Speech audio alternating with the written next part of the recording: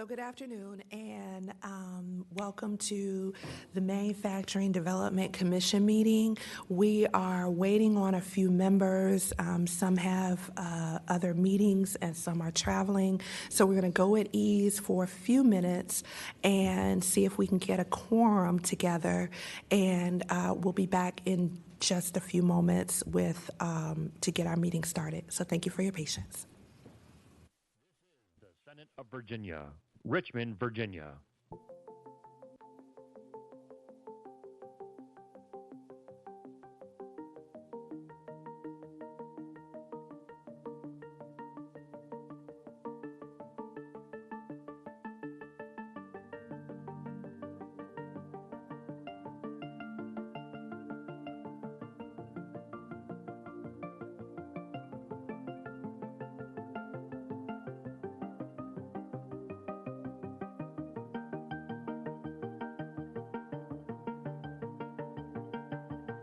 Senate Subcommittee Room, 500.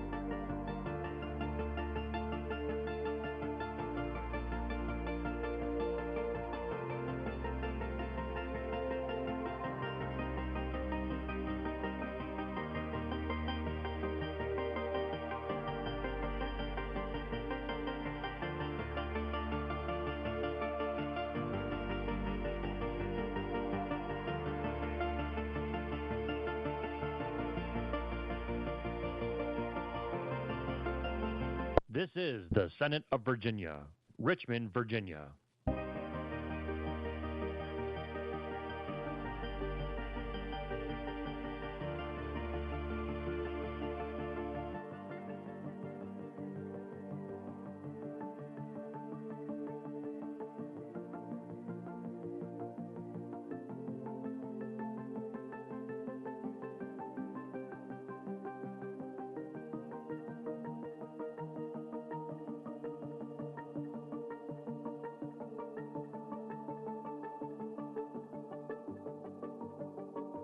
Senate Subcommittee Room, 500.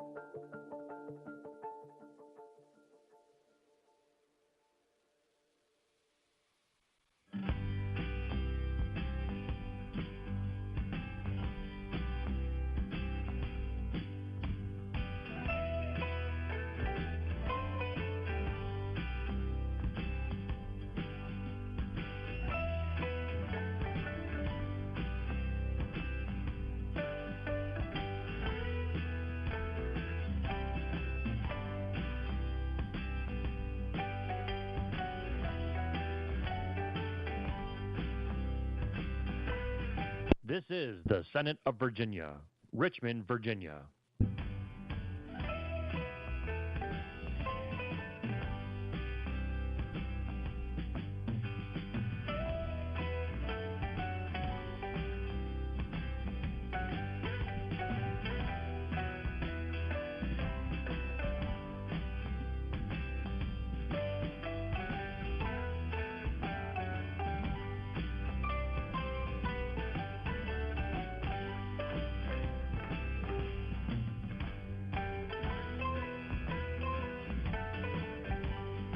Senate Subcommittee Room, 500.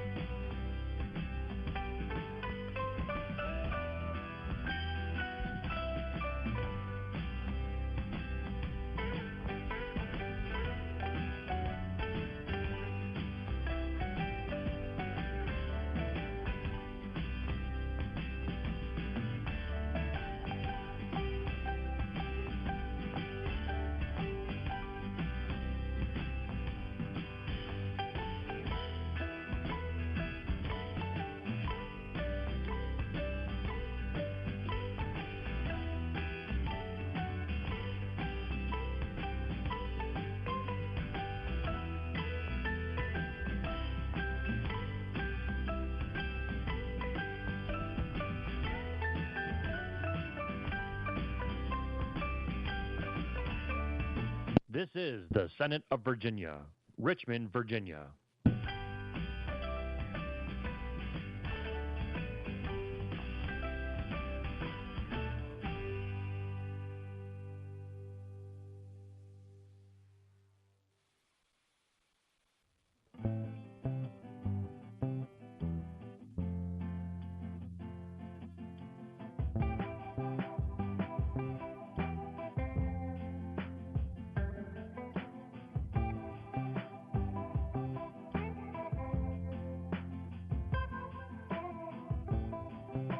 Senate Subcommittee Room, 500.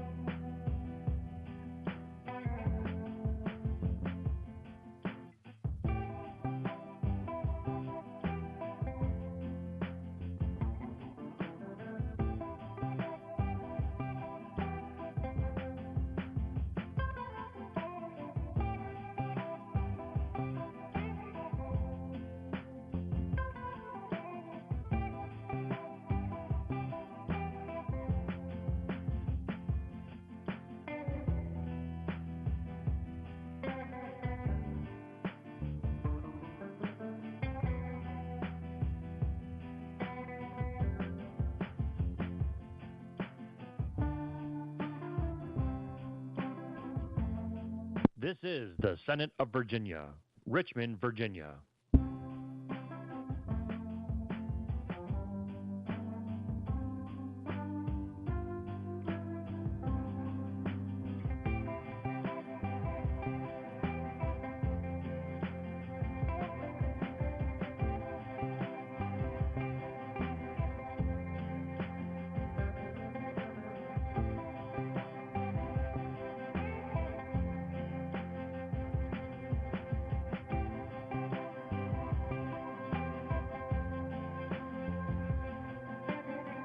Senate Subcommittee Room, 500.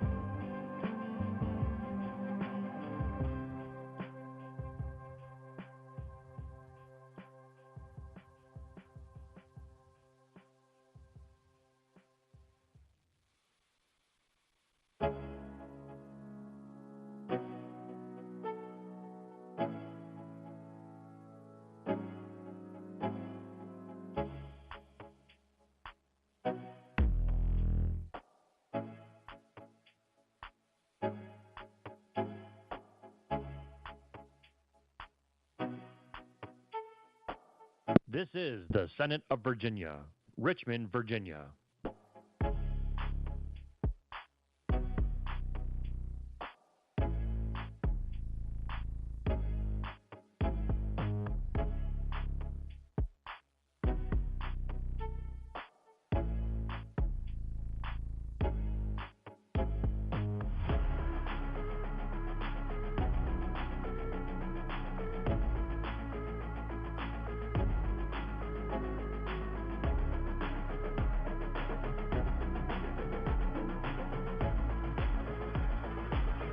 Senate Subcommittee Room, 500.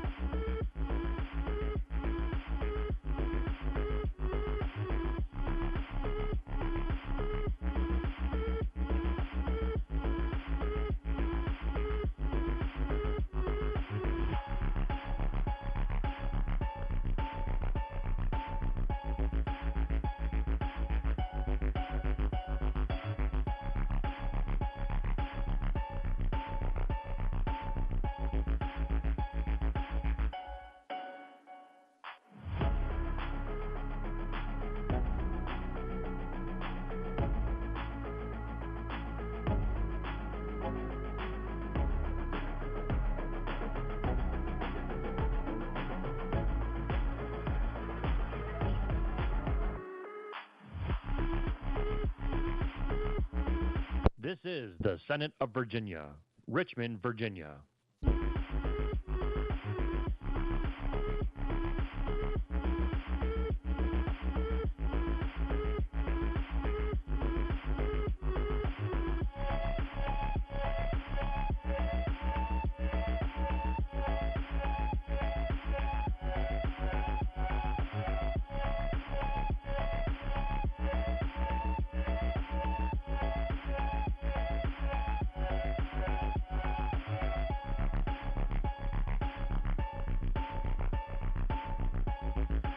Senate Subcommittee Room, 500.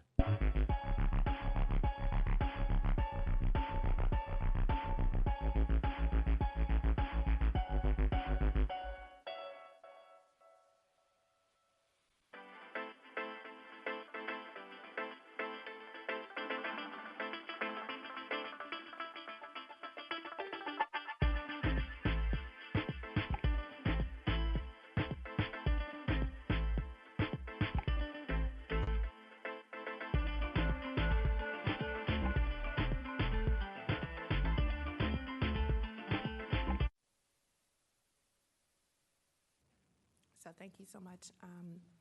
We're going to go ahead and get started. We're missing some folks, and we do not have a quorum, so we won't be taking any votes on any legislation today. This will primarily be a discussion for proposed legislation. So let's go ahead and take the roll.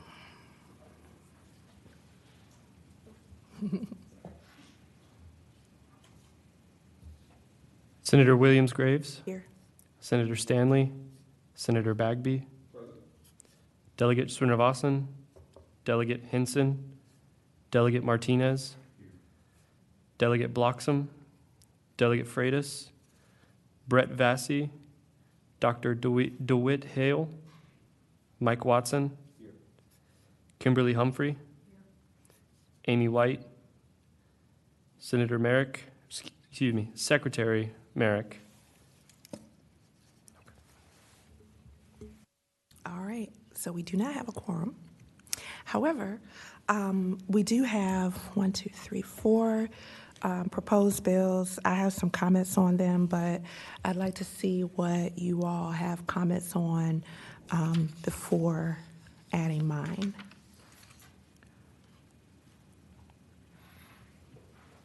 Madam Chair? Yes.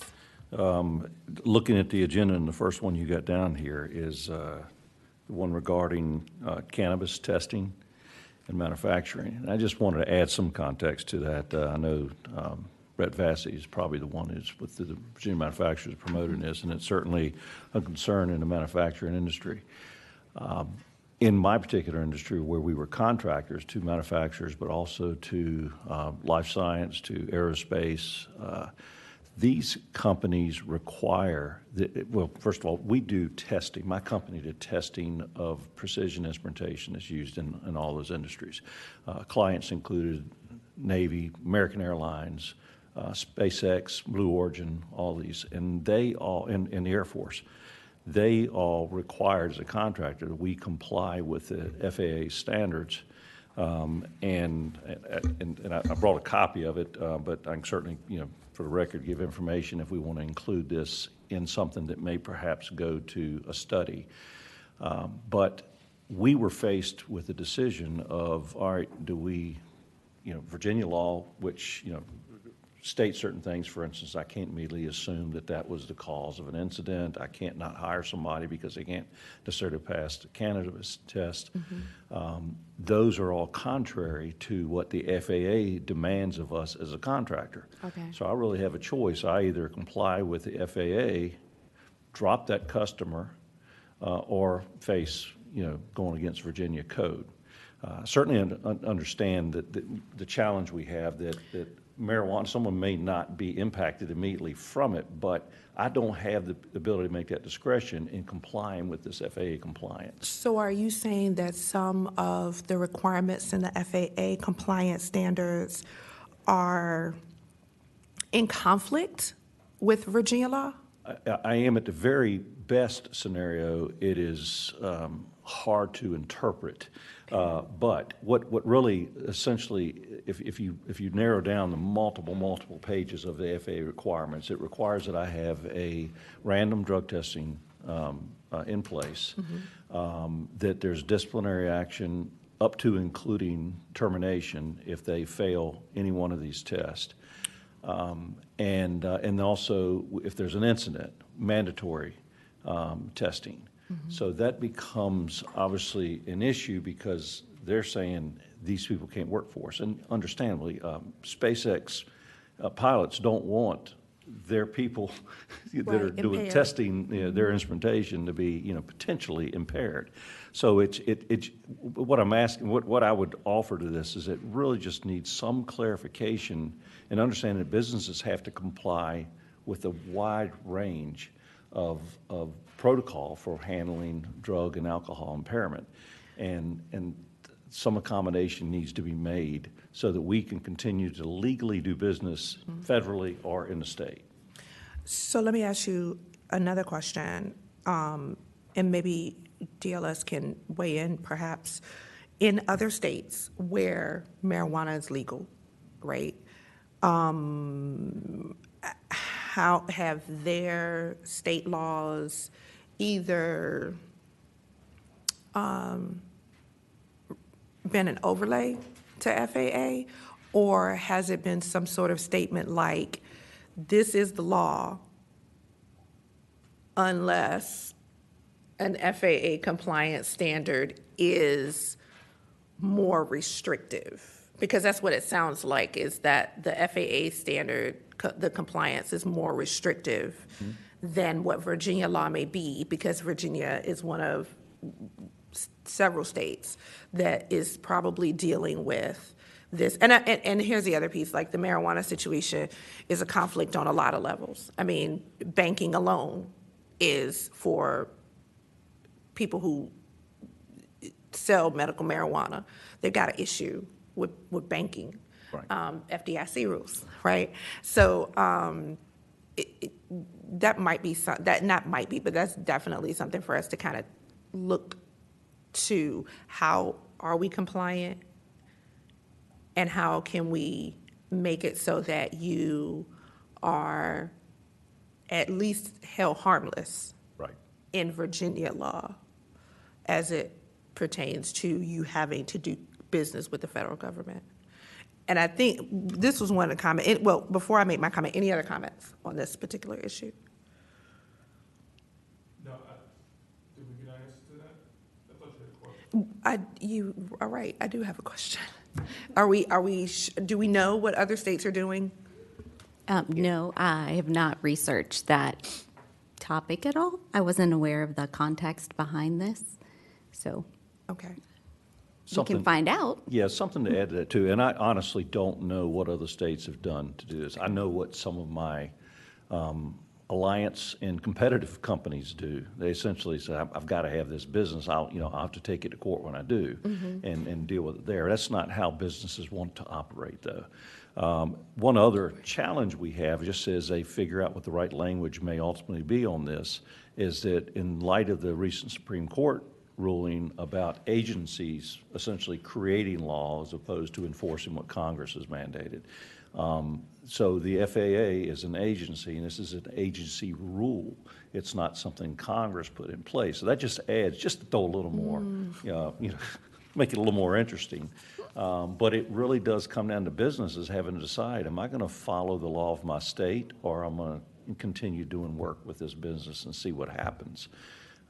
But it is a real challenge that, and this is just my particular industry I'm speaking of, but it goes way, it's much broader than that. In obviously manufacturers that are manufacturing for these industries, but I also have, for instance, Honeywell, one of my customers, aviation division, has to comply with FAA. Indirectly, I work for Honeywell, and they just pass that down because it covers them. They make me require me to do it. So as some of the language may read, a contractor to the an FAA-regulated company. Well, I may be twice removed, but I still have to follow the same rules. So it's just, it's a much broader challenge than just saying, hey, let's just comply with FAA, because if you read the FAA rule, it may not talk about my company. It may just talk about direct. And it does mention contractors in the FAA rule, but that carries on multiple layers. Okay. Senator Bagley? You're good? You're, okay, all right. So one of the things that concerns me with this particular piece of legislation is, I know we're all working to live in the marijuana space, right? And so what I'm concerned about is having a bunch of different one-offs. Like, we have something for manufacturing, somebody else has something for automotive, somebody else has something for medical, like doctors and lawyers, you know, and I don't know where the cannabis people, board, commission, I don't know where they are either. So I'd like to find out where they are with regard to laws, rules, legislation in that space, without being in a place where we have 5 or 6 or 10 or 20 different laws per industry. And some of it might require that because of the uniqueness of the industry. But I'd like to have some input on that from the overall cannabis board people, so we know where we're going. And they may be in this space. I don't know, but I'd like for us to find out, where they are. Well, this becomes less of an issue once we have a really clear way of testing and understanding at what level someone's impaired, as opposed to simply it's residual in their system from something they did 2 weeks ago. But in the meantime, we've got to face with what we can do today. So, and I think from conversations that I've had, I don't know that there is an accurate test at this point for a level of cannabis. I know that I have had situations that have passed the sniff test for cannabis, but I don't know that there's a standard that has been established and a test that has been established, kind of like a breathalyzer for DUIs. I don't know that that's been established. So we've got a little bit of homework, if you will, to do to find out some information on that. All right, so moving on to renewable energy portfolio standards, eligibility of technology. Any comments on that one? And we can roll it into our next conversation, because we'll probably have to give an overview of this conversation in our next meeting after session anyway, so we can.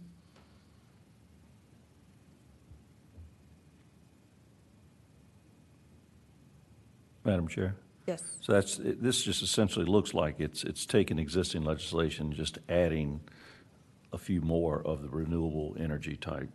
Anything more to it than that? That is my understanding from reading the bill, but I just want to make sure I'm not missing anything. Yes, ma'am.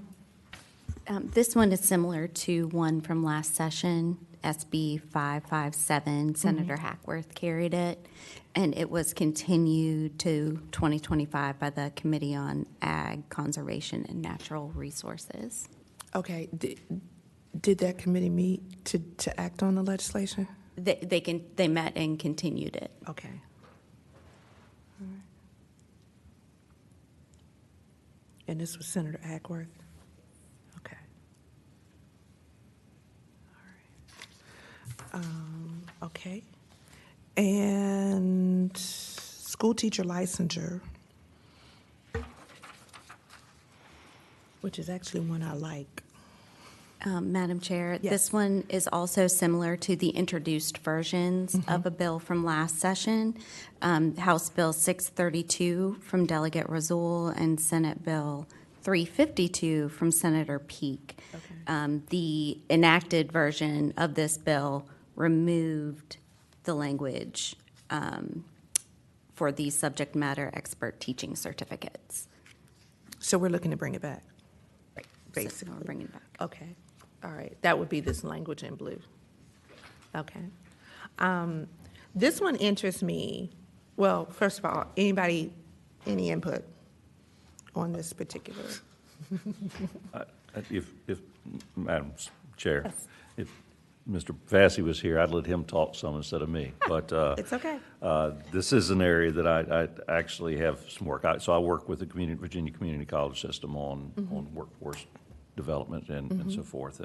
And I can tell you that especially when you look like in the trades, and I'll just list one that I have firsthand knowledge of in instrumentation technology. New River Community College has the only program in the state that offers this, and they searched far and wide after they lost their instructor to find someone who, had the industry credentials to be able to come in and teach, that met the other qualifications. And then, of course, there's the pay issue there, where a good 10-year experienced instrumentation tech can make $90,000 to $100,000 a year out there. Community college nighttime instructor is not going to get that. So there's multiple challenges to it. But they tried to expand at Rappahannock Community College, a very similar program, and they just couldn't get and keep a qualified instructors that meet all the education requirements, of course, that go with everything, in addition to 20 years or plus more of experience in the field. So it is a real issue that some accommodation needs to be made, so that, this is where we need so many people to learn new trades, and we can't find the people to teach them. Or we find them, but they're not qualified. But they have the practical experience, but they don't have the degree or the teaching certification or whatever is required to be able to teach. Okay. Any other comments? So I like this bill. And I like it for probably all of the reasons that you mentioned in terms of, I think what we as a society what we are going to have to do is look at how we do things moving forward in a post-COVID environment, right?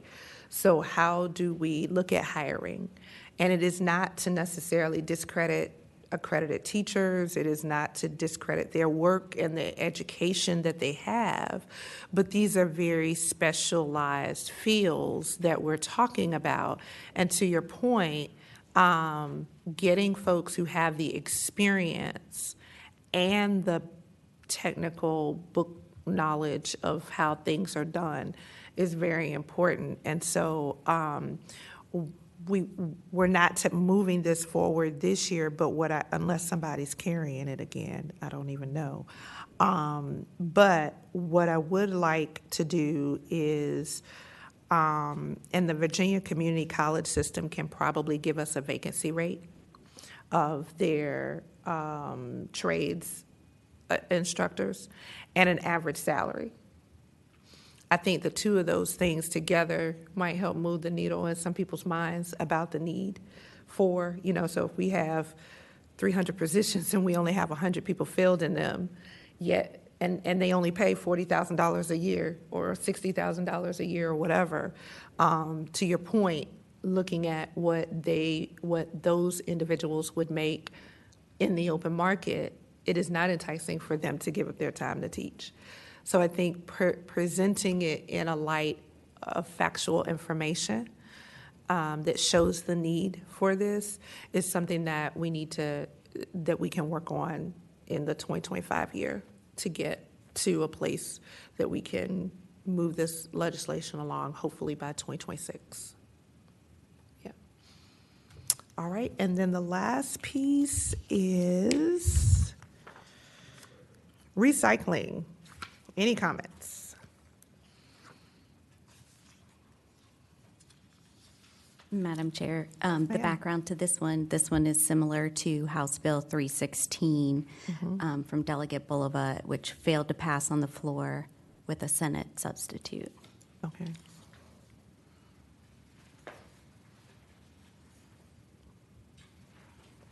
You know what the difference between how the substitute changed?